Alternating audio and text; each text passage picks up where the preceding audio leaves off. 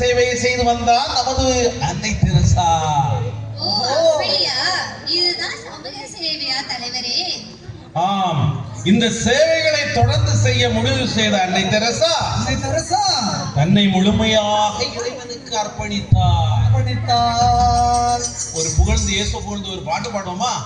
அழைப்பை பற்றி. இயேசு அழைக்கின்றார், இயேசு அழைக்கின்றார்,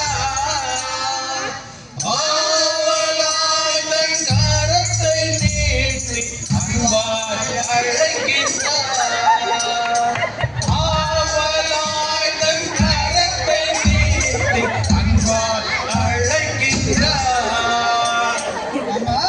இயேசுவின் அழைப்பை ஏற்ற மனிதை என்ன செய்தார் தலைவரே? கேளு தம்பி, கேளு.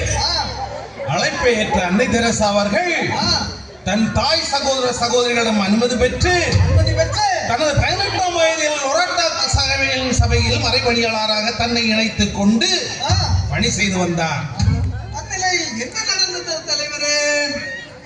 இந்தியாவில் மேற்கு வங்கம் பயணம் செய்ய முடிந்து